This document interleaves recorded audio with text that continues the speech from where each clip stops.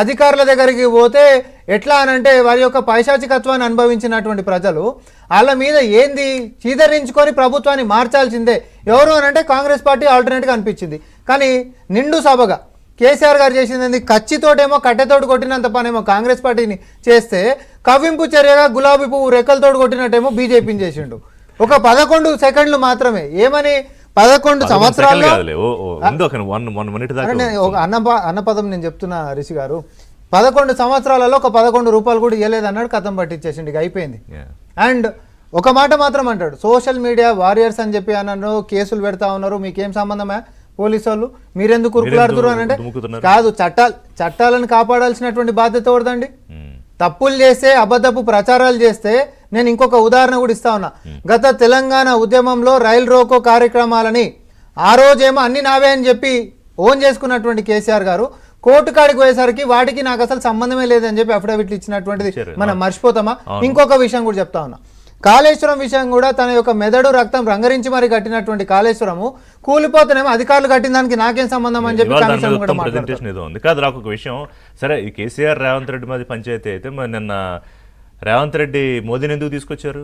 మోదీ కేసీఆర్ అవసరాలకు అనుగుణంగా మార్చేస్తారు మాటలను ఎందుకు అన్నారు? ఇప్పుడు మేము దేనికోసం అంటున్నామంటే అప్పటి నుంచి ఇప్పటిదాకా కూడా ఈ రెండు పార్టీలు ఒకటే కాబట్టి, అసెంబ్లీ అప్పుడు ఇప్పుడు భవిష్యత్తులో కూడా ఒకటే కాబట్టి దానికి నేను ఉదాహరణలు కూడా ఇస్తా.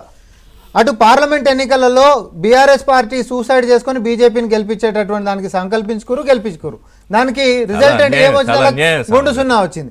ఎమ్మెల్సీ ఎన్నికలలో బీజేపీకి మద్దతు ఇయ్యనికే క్యాండిడేట్లని ఫీల్డ్ చేయలేనటువంటి పరిస్థితికి వాళ్ళ కంచుకోటలైనటువంటి ప్రాంతాల్లో కూడా క్యాండిడేట్లను నిలబెట్టకపోయేసరికి ఎవరికి లాభం చేశారు సార్?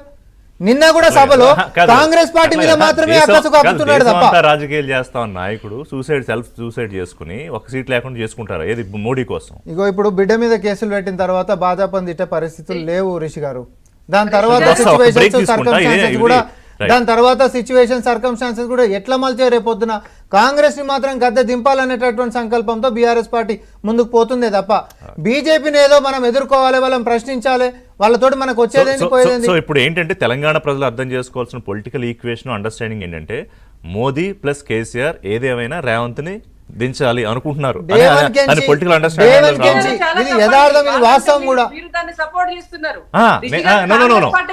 కాదు రుద్రం గారు, మీరు నేను ఏమన్నానంటే కన్క్లూడ్ చేయలేదు, చేస్తున్నారు అనలేదు, చేస్తున్నారా?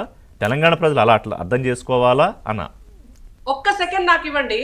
ఇప్పుడు కాంగ్రెస్ పార్టీ గెలిస్తేనేమో ప్రజలంతా బీఆర్ఎస్ పార్టీ అహంకారం ఎక్కువైపోయింది, కాంగ్రెస్ పార్టీని గెలిపించాలని కంకణం కట్టుకుని ఓటేసినట్టు, బీజేపీ గెలిస్తేనేమో బీఆర్ఎస్ పార్టీ గెలిపించినట్ట. అంతే కదా. ఇప్పుడు వాళ్ళ ఓట్లు అంటే హుజూరాబాద్ ఎన్నికలలో మామూలుగా 3,000 పరిమితి అయితే అప్పుడు లేదా నేను ఒకటే చెప్తా, ఫస్ట్ కాంగ్రెస్ పార్టీ ఫీల్డ్ లో లేకపోతే మన ఇద్దరం తర్వాత చూసుకుందాం. ఫస్ట్ కాంగ్రెస్ పార్టీ ఉంది కాబట్టి మన ఇద్దరం కలిసి కొట్లాడదాం. ఇది బీజేపీ బీఆర్ఎస్ ఒక వైఖరి. ఈ రోజు ఇద్దరు కలిసి కూడా కాంగ్రెస్ పార్టీని టార్గెట్ చేసి ముందుకు పోతా ఉన్నారు. మాకేమి ఇబ్బంది లేదు సార్. హైదరాబాద్ ఎన్నికలలో 3,000కే పరిమితమైంది కాంగ్రెస్ బ్యాంకు. అంటే బీజేపీని గెలిపించడానికి కాంగ్రెస్ అంత పనిచేసింది. దుబ్బాకల పార్లమెంట్ ఎన్నికలలో దుబ్బాక తీసుకోరి, లేకపోతే సిద్దిపేట తీసుకోరి, బీజేపీకి అసలు ఏ రోజైనా బీజేపీకి ఓట్లు వచ్చినటువంటి పరిస్థితి మొత్తం బీఆర్ఎస్ ఓట్లు మొత్తం బీజేపీకి పోయిన ఒక ఉదాహరణ చెప్తున్నా సార్ నేను. రాష్ట్రం మొత్తం అదే పరిస్థితి. ఎవరెవరు ములాఖాత్ అయ్యారో కొత్తగా చెప్పాల్సిన అవసరం ఏముంది? ఎందుకు పోటీ పెట్టలేదండి? కాంగ్రెస్ పార్టీ హైదరాబాద్ ఎమ్మెల్సీ ఎన్నికల్లో ఎందుకు పోటీ చేయలేదండి? బీఆర్ఎస్ పార్టీ ఎందుకు పోటీ చేయలేదండి?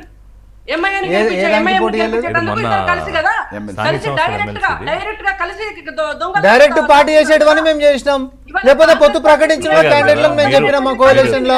మీరిద్దరు కలిసి ఎంఐఎం గెలిపించడానికి ఇక్కడ మీరిద్దరు కలిసిపోయారని. ఎవరు ఎంఐఎం ని గెలిపించారు? మొన్న అయింది ఎమ్మెల్యే కోట ఎన్నికలు. కాదు ఎంఐఎం క్యాండిడేట్ గెలిచాడు కదా. ఇప్పుడు భవిష్యత్తులోనైనా నేను ఇప్పుడు ఒకటే చెప్తా, బీఆర్ఎస్ పార్టీకి చిత్తశుద్ధి ఉంటే బీజేపీ మీద ఎందుకు మాట్లాడరు? సరే అడుగుదాం, ఒక చిన్న బ్రేక్ తీసుకుంటా. బ్రేక్ తర్వాత అంటే ముఖ్యమంత్రి మాట్లాడిన కొన్ని విషయాల్లో సరే కేసీఆర్ మోదీ ఒకటవుతారా, రెండు, అలాగే ప్రభుత్వ పాలనపై అసలు ఇప్పుడు ఎందుకు చర్చ ఉంటుంది అనేది ఆయన పాయింట్. ఎప్పుడు మాట్లాడుకుంటారు? ఇప్పుడు ఓట్లు రావాలని ఎదురు చూస్తున్నారు అన్నారు.